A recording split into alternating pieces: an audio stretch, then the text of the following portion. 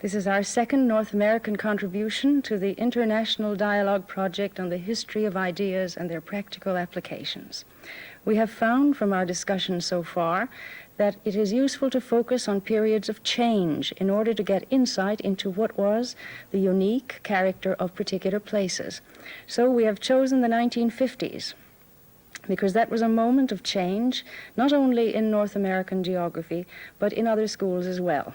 The repercussions came later in some schools, but it was here that I think the change was felt with perhaps greater drama than elsewhere.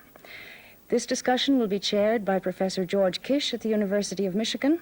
The panelists are Professor William D. Pattison, University of Chicago, Duane Knos, Clark University, Fred Lukermann, University of Minnesota, and Richard Morrill, University of Washington, Seattle. Each of these individuals has lived through that period and can give us insight from his own experience on the question of change and the environment of graduate school during the period of change.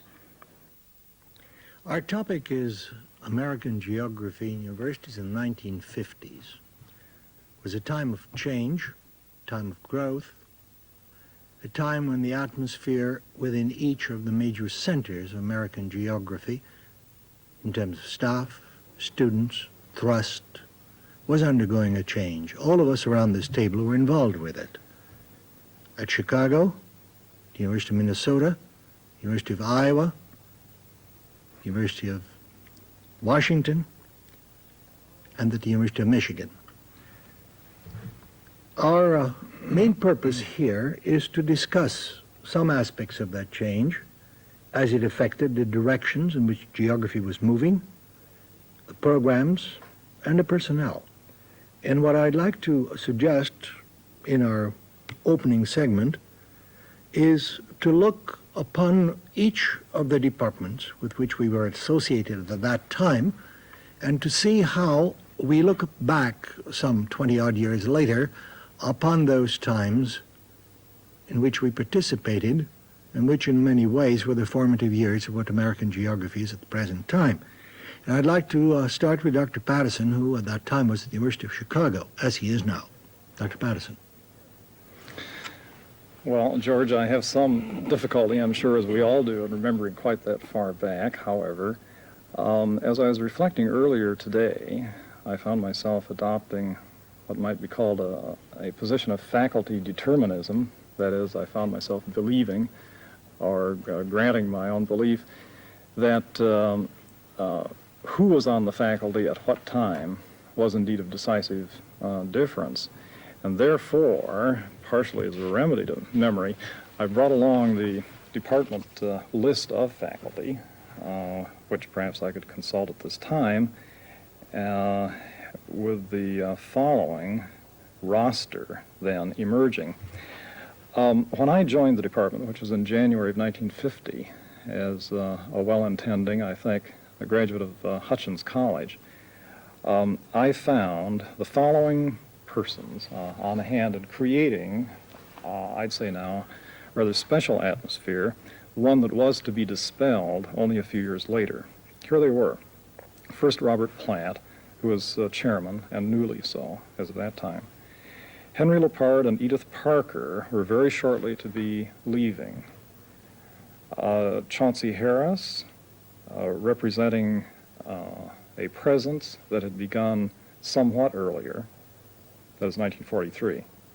And then the following, all of whom were new: Wesley Califf, Norton Ginsburg, Harold Mayer, Alan Philbrick. Looking back, I'd suggest that there was a pervasive feeling of a new geography, interestingly enough, at Chicago specifically, as of 1950. This impression was augmented by the additional presence of Edward Ackerman, who had a critical significance, I think, that perhaps even in the brief time provided I'll be able to develop. Robert Platt, I believe, as I look back, intended to create a school of thought as of that time. He was, in fact, superintending a faculty with a remarkable, constituting a remarkable continuation, social continuation and intellectual continuation Norton Ginsburg was a graduate of the department. Harold Mayer was. Owen Philbrick was. Wesley Califf was. Chauncey Harris was.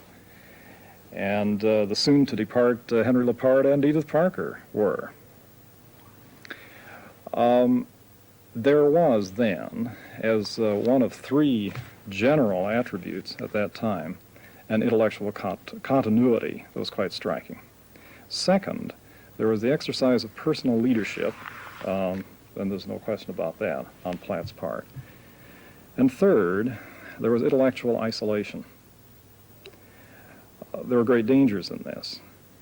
I have learned since then, largely by courtesy of Marvin Mikesell, that in fact the dissolution or phasing out of the department was seriously considered at that time by the University of Chicago. And I would say now that very possibly this was because of the observed intellectual isolation and its consequences. I have in mind when I say that, isolation from other fields of knowledge. If there was yet another general characterizing attribute, George, it would be this. That is that although there were younger people now available for carrying on the Chicago tradition, as Robert Platt saw it, in a somewhat different and promising way, nonetheless, I wonder if they weren't, in the last analysis, stymied, baffled as to exactly where they should go and how they should get there to the extent they had a notion of destination. The break came without any question. I think any number of interpreters had come to the same conclusion with the advent of new faculty, most importantly Philip Wagner in 1956 and Gilbert White. If I may correct myself, Phil Wagner in 55, Gil White came in 56. Very shortly afterward, and largely at the instance of White, Brian Barry in 1958 and Marvin Mikesell in the same year. I'd venture this, that thereupon, with the advent of that group, the intellectual isolation of the department was broken. There was very widespread intellectual resorting and reconsideration. If I could take the liberty, I brought along Harold Mayer's article on Chicago, from which I'd like to select this sentence or two. He says that when Gilbert White was asked what he envisioned as a future program for the department at that time, he said, "The program of the department should be the sum of the programs of the individual members of the department." He broke the resolve to compose a single school of thought. He under his aegis, I would say a gentleman's agreement was struck. And indeed, the future of Chicago then, for at least 2 decades, arose from this conception of many departments within one.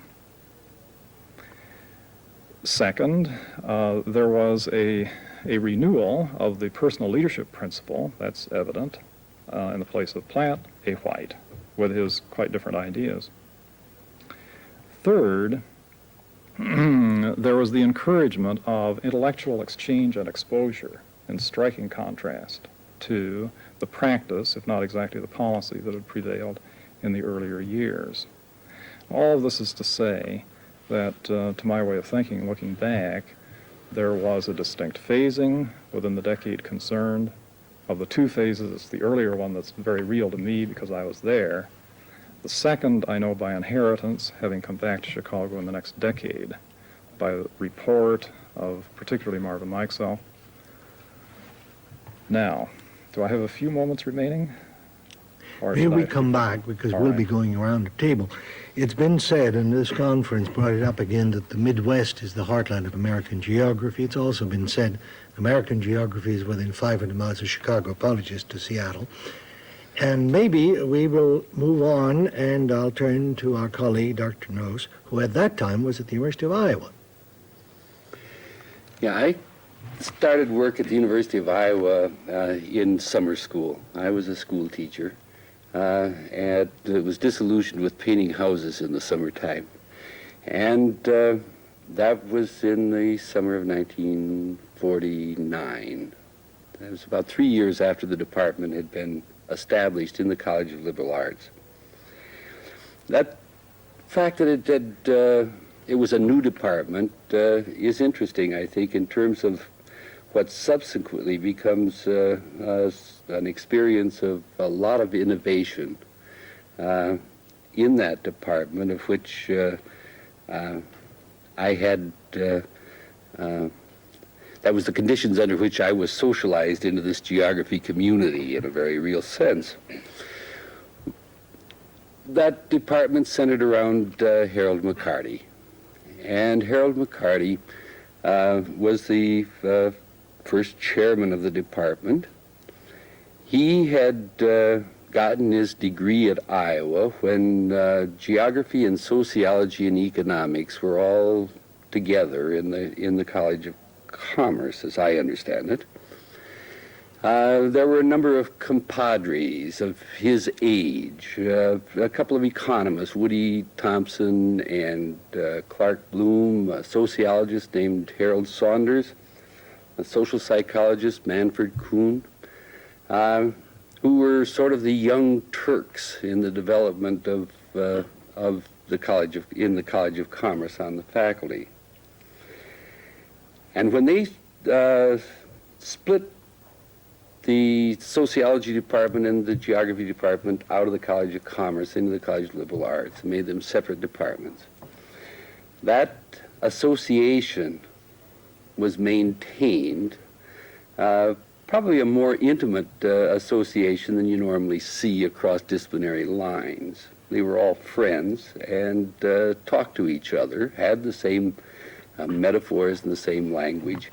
And when I came in as a graduate student, I found myself suddenly not just with geography students and with geographers, but with economists and sociologists as well.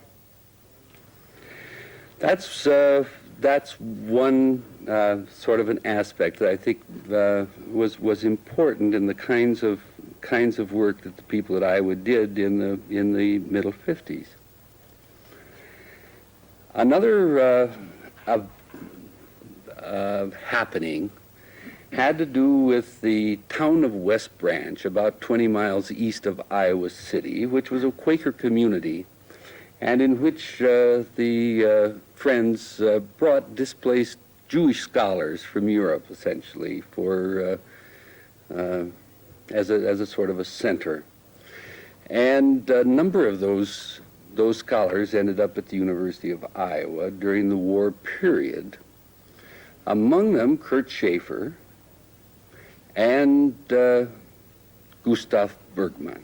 Schaefer and Bergmann were good friends. And I mentioned Bergmann largely because he was a member of the original Vienna Circle and probably the premier philosopher of logical positivism. And Schaefer was incorporated in the geography department, Bergmann into the psychology department, but he had a tendency to integrate himself with the geographers and sociologists and economists, and with a thrust in the philosophical problems of the social sciences, primarily. The third element, I think, is Mccarty himself and the rest of the faculty.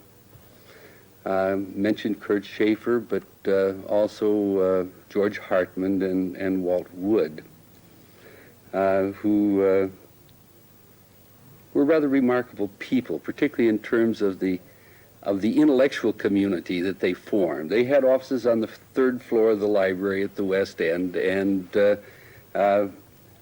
went to coffee together, along with whatever number of graduate students who wanted to go, every morning at 10 o'clock. Time-honored geographical pastime. Yes.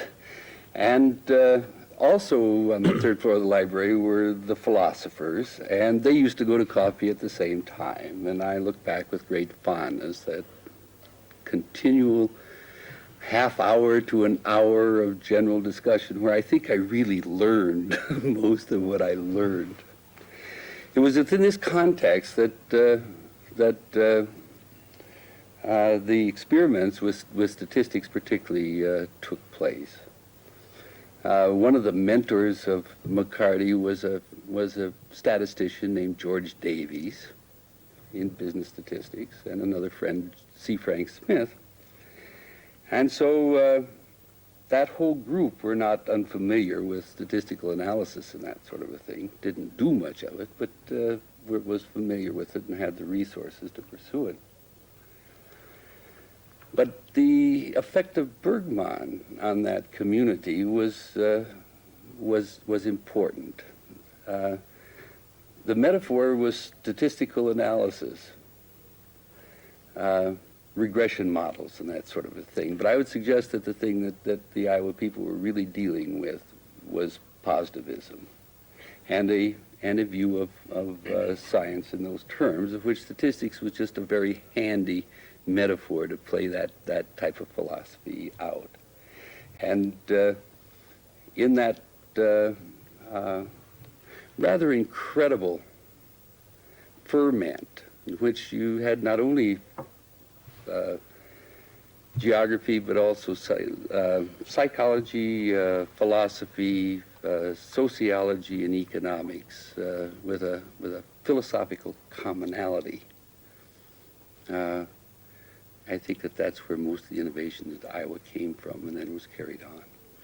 One of the features that in our earlier discussion this morning we agreed upon was the expansion of geography, and one of the departments where that expansion was very much in evidence was Minnesota. So on our turn to Fred Lukermann.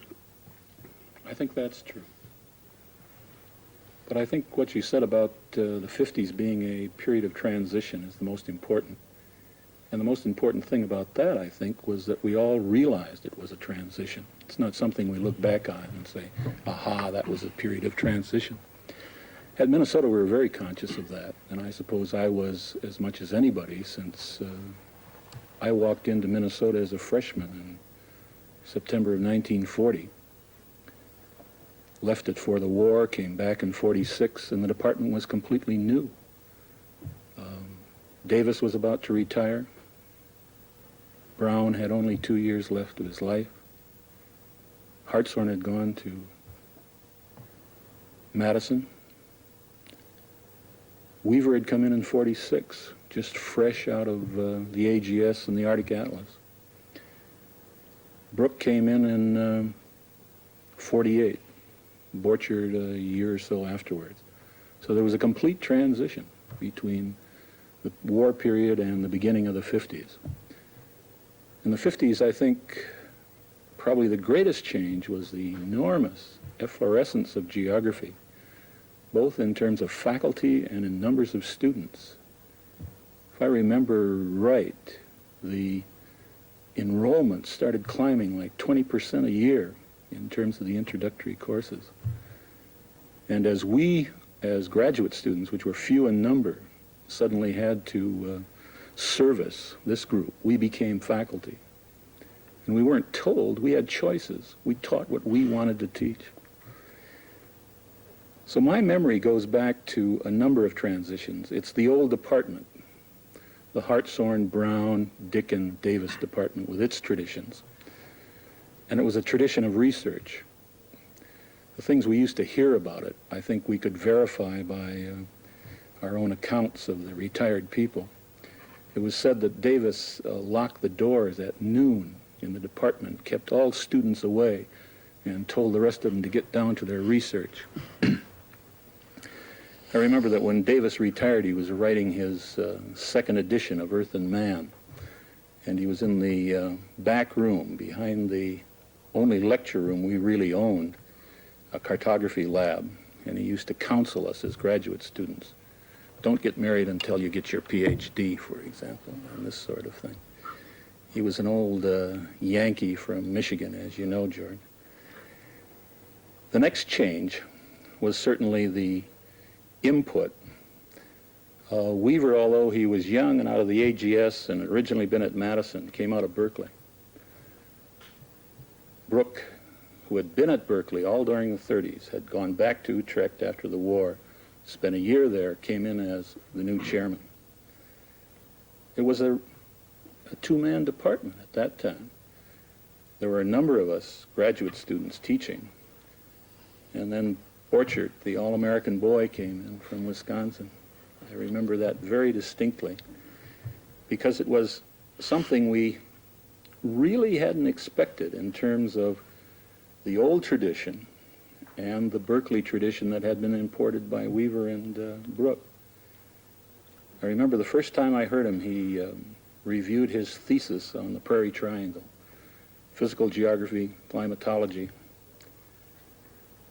And it was a new physical geography. I think one of the first things I ever heard John say was how happy he was to get away from Wisconsin and not do Finch and Trewartha anymore. That he went into a resource geography.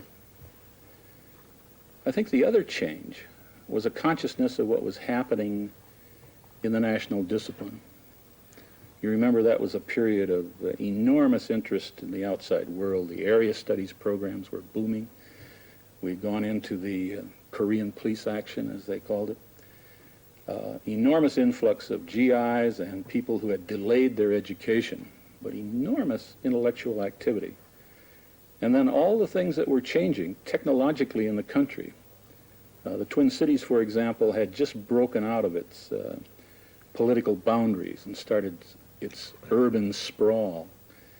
And the kind of things that Borchert was interested in, and Weaver also, was essentially in an applied geography. I don't think they ever said that, but that's what they were doing. They were doing public roads, they were doing demography, they were doing the changes in technology in the American Midwest, the Corn Belt, and so on. And then, of course, what hit us the most was another wave of thought which came out of Washington, which came out of Northwestern, which came out of Iowa, as Duane has said, in the late 50s. That is, it hit us in the late 50s. And we were very critical of that. We had come out with the Hartshorne-Brown economic, political, historical geography of the 30s, 20s. Then we had on top of that the Berkeley tradition, the cultural historical tradition, which we welded together with Brown. And now we had this quantitative, theoretical, model-building school. It was enormously exciting. I mean, you knew that things were changing, you knew that you were part of it, and we could do what we wanted to. I think that's the best memory I have, is that we were in charge. We just said that geography is a Midwestern field, yet I think it'd be only fair to say, from what has so far emerged out of this conversation, that things were happening out on the West Coast. I think we're very fortunate to have a witness of what is happening in the extreme Northwest. Dr. Morrill. Well, it's safe to say that University of Washington had no reputation nationally before the 1950s. Then, rather suddenly, meteoric rise to a considerable influence in the late 50s. But I think it's also true that the influence came via Chicago and Northwestern from that Midwestern heartland and not from our rivals to the south in California, which even today seem many thousands of miles farther away than Chicago and Northwestern. It's interesting that none of the early group of quantitative students had any such intention when we went to Washington. I think all of us had a very traditional background. Mine was in physical geography at Dartmouth. So our conversion came after we arrived from a combination of people and circumstances. On the road to Seattle? No, after we got to Seattle. And I think the most important influence was probably, or at least first, was the chairman, Donald Hudson, who came from Northwestern and Chicago. Among other things, he challenged us to not accept the traditions out of the Midwest and encouraged us to question even Hartshorne, encouraged us to worry about the status of geography and its relatively low esteem. That had never occurred to us until he told us. He also told us that geography could be practical and influential, which gave us some encouragement. But I suppose the most important thing he did was to bring both Garrison and Ullman in 50 and 51 to Washington. Ed Ullman was then the second big influence on us, and he was not, of course, a statistician. He never understood the slightest thing about it and didn't want to, and yet it was Ullman who was the fountain of ideas, which we then used statistics to test. And it was really Ullman who introduced the concept of geography as a spatial science, who introduced Schaefer to us, who led us into these questioning of the Midwestern traditions. It's Ullman who introduced models and theories to us. So his influence was much greater, I think, than perhaps we realized at the time. But the greatest influence, at least on me and probably on most of us, was Bill Garrison. He was, in looking back, kind of a charismatic, prophetic leader, and I use those words because I guess I'd have to confess that we almost fell into a discipleship type of relationship. The message was almost a messianic one that we needed to assault the citadels of Midwestern tradition, and we had the idea that we were going out to convert The heathen. the heathen, right? In a way, it's interesting to reflect now at 25 plus years distance that as it turned out, the greatest single impact since the days of William Morris Davis that American geography made worldwide was precisely that message which came out of the University of Washington. Now, in my case, to put it very briefly, Michigan probably changed less in that particular 10-year period than any of the four institutions we've been talking about as a result of, in part, the natural process of attrition, which moved rather slowly.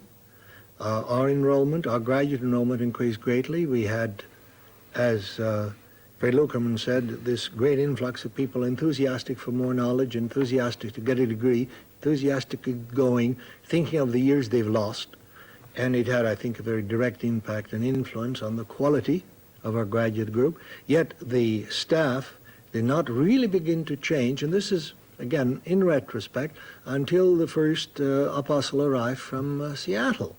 When John Ashton came to Michigan in '59, and I date from that time, the rather fundamental changes that occurred in our place, yet distinctly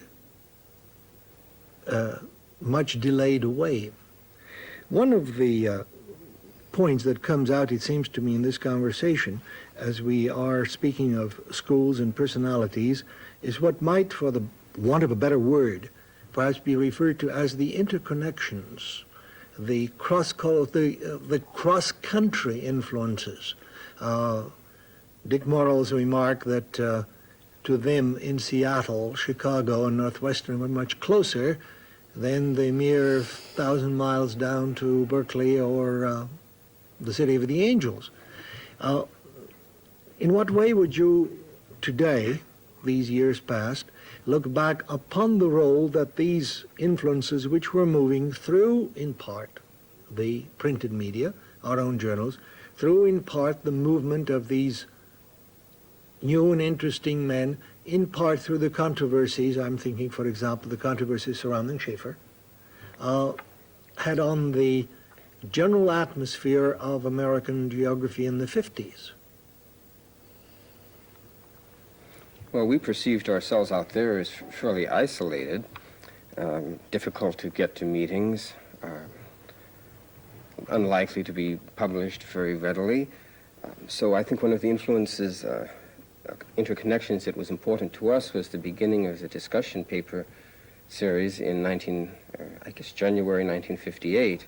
And this was quite explosive and became an underground circulating series especially to Iowa, but also to the dissidents at Wisconsin and Minnesota and many places. I think it was the visitors, George. We were moving so fast that we kept one line position open for visitors. Sauer came in 1950 to dedicate the new building we were in. Oh, yes. Weibel was there. Pfeiffer was there. Olson. Olson. And American geographers as well. And if you add on top of that the influx of new graduate students, I think the situation was fluid. I think we think too much of the historical myth of Midwestern isolationism. And we really did get out into the field, and the West Lakes conferences, I think, were instrumental. We'd fill a bus and go. And the interchange with other graduate students, I think, was just as important as reading the journals, reading the publications, and so on. And getting to the annual meetings and the formal, and to me, in retrospect, much more important, informal postludes of sessions at AAG. And the AAG had just expanded in the 40s. In a sense, I find it interesting that when we get right down to it, one part of this whole process, this whole changing atmosphere that is our subject, may be laid squarely on the doorstep of our professional association, which after a long period of 40 years, suddenly underwent a complete sea change in 1948. So you look back on that last Wisconsin meeting in 48. After that, nothing was quite ever the same. And it's not just a matter of numbers, it's a matter of the atmosphere, the greater freedom, the fact that no one, I think after that date, maybe I'm exaggerating, correct me if I'm wrong, felt excluded the way I dare say it used to be the case. That sometimes it's like international conferences where the heads of delegations sit at the table and then there are rows upon rows upon rows in the background of those who really know the answers, but they can only move if they are called upon. It was the senior citizens of the profession and the rest being more or less, if not excluded, but certainly not in the swim, in the mainstream. And all of that, I think, changed after 1948, or shall we say, beginning with the 50 meeting. And that in itself, to me, was a very important ingredient of the new atmosphere. I think there was only 2 or 3 journals also. Oh, You yeah. could keep up very easily, and it got you into the field. There weren't the monographs, the enormous monographs out of my original field of history. God, you couldn't comprehend what was going on in that field, but in geography you could grab it. Yes. And it was there and you could do it yourself. And it was also an oral. That is, the network was highly personal and highly oral. Yes. And at meetings there weren't that many people, and you'd heard about them. Not necessarily you read about them, but you also heard personal anecdotes, and there was a great deal more intimacy in that. And as far as Westlakes is concerned, I think that those divisional meetings, at least for myself, I look back on those with incredible fondness, because a lot of that paranoia we felt about statistics and so on were played out in John's Root's living room in Wisconsin and those kinds of things. If I may, Joe, I think it's very welcome to have the additional chance to talk about the AAG and the regional meetings as well. I remember, I suppose myself most particularly, when I first met Ed Allman, which was at an AAG meeting, 1951. Still in all, it may be worth saying at this time that the centers of production continued to be the departments. That is, it was from the departments that new ideas were issuing for interchange under the auspices of the such organizations as Westlakes and the AAG itself. That is, it seems to me that the AAG was coming forward more assertively than before in exercising its proper functions, that is spokesmanship for all of us, for one, the setting of standards, insofar as that can be done through an annals, and I think it was done, maybe overdone, in the estimation of some, and coordination and sponsorship, but the responsibility for production, nonetheless, continued to repose in these changing departments. I'd like to go back for one moment to something that Fred Lukermann just brought up earlier, and that is an interesting thing which came out in at least 2 of the papers at this conference, the changing perspectives of American geography, and that in the 40s and the 50s, as a result of our own history, there was a very great upsurge of interest in the rest of the world. And here, in the case of Michigan, well, in all of our institutions, but the thing that sticks in my mind is the amount of energy that among geographers had suddenly been channeled into a new set of channels. And in the case of Ann Arbor, it was the Japanese studies, the Russian studies, the Southeast Asian studies. Suddenly, the geographer, you were speaking earlier of intermixing and meeting on a fairly regular basis with colleagues in other fields. We did not have the good fortune of Iowa. Again, part tradition, part physical setup. Our interconnections within the campus came largely as a result of the regional studies and, in the case of Michigan, rather early on, the urban studies, the Detroit Project, the Flint Metropolitan Project, where sociologists, psychologists, language people, literature people, political scientists, historians, let me admit it, discovered there was such a thing as geography. And staff, graduate students, all became increasingly involved to the extent that doctoral theses may have been written to a large extent outside the department, though nominally under department supervision, actually under the leadership of a staff member, but with a very much larger input than ever before of parallel disciplines, as a result, in our case, of the urban and/or area mix. George, I wonder if we could ask Dick Morrill about the significance of that area studies interdisciplinary encounter for an Ed Allman. That is, if I'm recalling correctly, by his own printed word, it was in the presence of representatives of other disciplines that he found an opportunity for defining to his own satisfaction what he represented as a geographer. Well, we had very close connections with several other departments. We had a very important program in China, Japan, and the Soviet Union. I suppose, in fact, over the 30 years, maybe half of our graduate students are close to it, have gone through those specialties. Another very important connection for all of Garrison's students especially was the relationship with the civil engineering, because these, and also was our first introduction to large-scale research projects, and most of us were involved in highway impact studies, and which continued to influence us for a long time to come. I think that's very important. Weaver's ONR project on crop combinations in the Midwest was an enormous resource in terms of bringing in graduate students to get them doing something together. You didn't go off and do your thesis. You were actually working with other people on bits and This pieces. probably was a new change from individual research to group participation. Yeah, and it really did result in jobs. I think at one time, probably toward the end of the 50s, half of the planners in the Twin Cities were geographers. If I look back upon it, one of the truly striking differences as before 1950, or to be more exact, before the Second World War, the war was a hiatus in so many ways, was, as Dick Morrill had just stated, a doctoral thesis was a lonely thing. You went out, you did your field study, you did your research, you intercommunicated, you hoped, with the chairman who was directing your thesis, and occasionally, in an informal way, you met people from other disciplines, and you were chronically short of funds. The big difference, which I think is part of the history of this whole thing, is first the very large increase in support.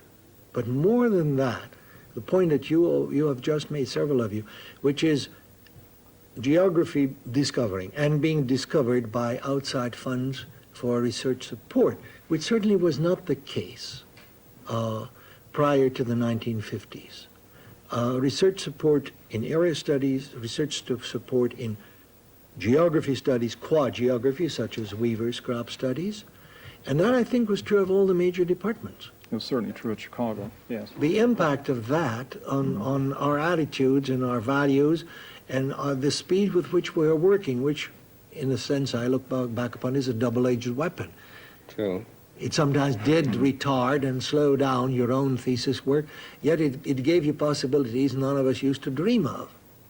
We especially owed a lot, I think, to the Office of Naval Research, not only for sponsoring many of these projects, but later on for sponsoring symposia in which people from around the country got together for the first time. And what was the Navy doing in the Midwest? Good question. Supporting us. Well, again, in a sense, another factor, another word, a cover word we could use was, in the 50s, a mobility in our profession, which was mobility worldwide. Geographers suddenly found the ways, through programs like ONR, to go and do a doctoral thesis in some rather remote corners of the world. But I think mobility, as demonstrated, were we to plot the number of people attending divisional meetings of our association, national meetings of our association, mobility within the country, geographers beginning to circulate because we had the means, we had the wherewithal, we had the interest, we were excited, things were happening, and while I agree that our publications were still limited, we were anxious to see what the other fellow was doing. And we were able to move, we could afford to move, which was not the case. Attending meetings was something reserved for the senior faculty. If they were lucky, they would get their fare. And graduate students, if they did, would probably do what by Hanks Mayer or whatever means was available. I want to bring up one more thing. I think we tend to talk about names and individuals and this sort of thing. But I think we as graduate students fed each other as much as any of the distinguished faculty did. And I think that was possible because of the expansion of the numbers of people. But I think there was another thing about context, and that is the kind of mobility you just spoke about. It was an enormously mobile society in the Midwest, and the national meetings brought us together also. And I think it was that, more than anything else, that made you feel that well, you were part of a society that was your own age, coming out of the same background as yourself, and you were not some sort of disciple. Correct. If I could take up this, perhaps a special aspect of the mobility, it seems to me that the decade under examination was one in which Chicago, take that case again, which had become accustomed to being a sender, that is a point of origin for significant faculty around the U.S. as a whole, became a significant receiver for the first time. I think, again, most particularly of Marvin Meixel and Brian Barry and Phil Wagner. I brought along Phil Wagner's book, The Human Use of the Earth, because of a couple of lines that are in it, in which he speaks, I think, of an experience that must have been occurring in many departments at that time, in which a certain disturbance was set up by the encounter of unlike frames of reference. Here's what Phil says, by way of accounting for this book, for which I have very considerable admiration. It says, a great inspiration and much of my training are derived from Carl Sauer and his colleagues at Berkeley, under whom I did my graduate work. Later, at Chicago, I was confronted with a new and unexpected kind of geography and was stimulated to an attempt to reconcile it with the tradition I follow. That is, he held to his convictions, and yet he never was the same. And I think that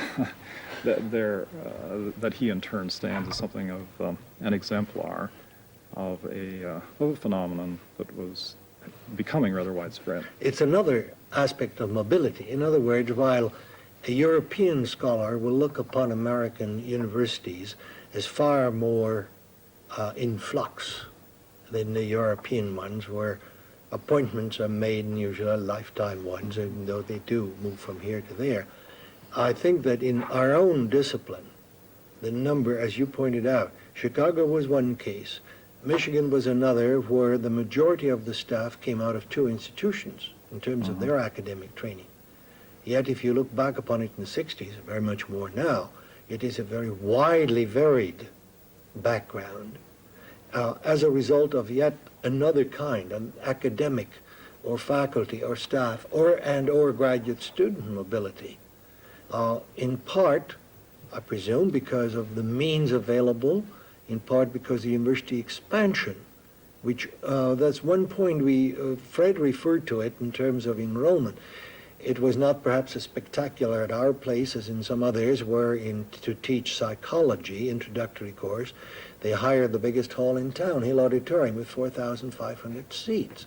They didn't quite fill it, but they filled about half of it in the introductory course. But there was this great expansion through the 50s, which in itself, by sheer numbers, as a result of budget, as a result of employment possibilities, had a very direct impact on all layers from graduate students on up, just about everybody involved, so that it was believed that there was no end to it. We know better than that now in retrospect, but it certainly seems so, would you say not, at that time, that we were just going to keep going? Yes, not only could we add faculty, but we, as Fred said, enjoy a series of visitors. It's interesting that in Washington we may have been thought of as quite narrow in the quantitative area, but in fact we had a tremendous internal debate on the subject, and we had a series of visitors such as Richard Hartshorne and Preston James and Ron Book, even during the most extreme years. And though I suppose the most influential person, at least in my career, was the visit of Torsten Hägerstrand from Sweden in 1959, and that, of course, influenced many of us for many years. The other thing was it was an open society, George. I think my first publication was with Weaver. I remember Knos and Mccarty. I remember Morrill and Garrison. I think that kind of collaboration, although it may be frowned upon as using graduate students, was tremendously helpful to us. There was no lack. You didn't wait to publish. There was enough going on. There was enough demand for this sort of thing. And, of course, the papers we mentioned before, the occasional papers, the discussion papers, and this sort of thing. Thank God for the Xerox. Yes. The function of the staff seminar, where everybody got their shot on an equal basis. And the intellectual interchange in those seminars were hot and incredibly heady kinds of experiences. I found those, some of the most exciting times of my life. Ann Buttimer has called this social construction, and I think that's what it is. Yes, I think it would go under that heading. And geography as a whole, we started out by saying that geography expanded in staff, it expanded in students, it changed emphasis. Perhaps one of the points that we might take a look at right now, at this particular turn, is the change in the thrust of the field as against, let us say, the 30s, which is where the comparison would have to be made. The introduction of entirely new aspects, techniques, points of view. There's just one thing I'd like to add. Maybe I made it before, but it always seems to me so important that if you speak of worldwide stimulus diffusion in our discipline, this was one of the big things that happened in the last 30 years. The expansion of these ideas and their gradual adoption by colleagues worldwide, which was certainly not the case before. I'm glad we thought it was new. Now I don't think it was as new. You can go back and you can find calculus of probabilities in the late 19th century. You can find the rank size rule. You can find all of these things. But it was important that we thought it was new when we were opening up the world. This was very important, I think, in that sense of change. In the Chicago department, I'd say it was new to the previously resident faculty. If I could develop a little further the opening point, that it seems to me that the new Chicago department, as seen by the persons themselves of the opening of the 1950s, were truly waiting such that they could follow through on their designs and general intentions. For example, an Alan Philbrick, interestingly, within the walls, was talking about decision-making with some enthusiasm, even excitement, and yet it wasn't really resolving into something operational. Similarly, as has so often been said, Robert Plant had general conceptions pertaining to basic differentiation of regions and organization of settlement systems. But he, I do believe, had reached the limit of his ability to elaborate and to put that to work for research purposes. It wasn't then until the arrival of a Gilbert White, who in turn was indebted to certain people in economics, for his ability to put decision-making theory or something approaching that to work, that the Philbrick general orientation was reactivated, leading to a payoff. And then, as to the Robert Platt general orientation, I do think it wasn't until Brian Barry's arrival from the Garrison Group that there was a local capability for doing something about it. One of the things that, perhaps it's nostalgic, we have spoken of various meetings, the chance to get together people in the field, workers at all levels. One of the things that, and I don't believe it survived, but it was active for a while. We are all aware of the famous Chicago or Midwestern Field Conferences of the 30s, which was one of the creative influences in the development of the field at that time. And for a short while in the 50s, there was an attempt made for people within a subsection of the discipline to get together. We had it for a while in the late 50s and into the 60s in people interested in quantitative techniques in Michigan, State, Wayne, and the University of Michigan. We had it from the late 40s into the later 50s, and that's something I'd like to see revived, in a periodic get-together of people interested in maps. Some were cartographers, some were people who were interested in graphics. In the beginnings, the first time I've heard of computer graphics, some like myself interested in the history of map making. We usually got together in Chicago, got together once or twice in Ann Arbor, and it was a microcosm of a particular interest group. Now we have it, of course, on a national scale, but I think the fragmentation is almost too great for me to identify with. Then it was within the compass of a region, within driving distance of each other, that we would have these to get together, which again resulted in some publications, some papers, and some very good informal discussions, which in the long run is the one thing we'll all remember. That's what I was calling earlier in the day invisible colleges, that I think developed at about that time with exceptional vigor somehow, and apparently on a regional basis. I'm not entirely sure about that. Well, we had the NDA institutes. I mean, remember Duane and I, we had the field work in the Ozarks and out west, Mathers, Salisbury, and myself. I think there were different forms that we did these things in, and they might have been smaller. It wasn't all the profession out in the field as the survey group was in the 30s. It was a smaller profession. Well, that's true, yeah. But I think we had it in terms of various types of mechanisms to get this job done. One of the points we had discussed earlier, gentlemen, was the way in which in the 1950s geography as a discipline was beginning to change its position within. This is perhaps widening and putting another lens on our particular camera, a much wider angle one, in the general field of liberal education. And I wonder how you feel about that particular issue, which in retrospect is quite important, looking up at this time in an age of retrenchment, I regret to say. Were you under the impression in the 50s that geography was gaining ground, getting to be more important, getting to be more popular, getting to have a greater impact and a better and a stronger place? Yeah, I think it was called general education at Minnesota more than liberal education, but that's what it was. We expanded in the undergraduate enrollments. There were significantly higher proportions, percentages of graduate students, but that was a very small number nevertheless.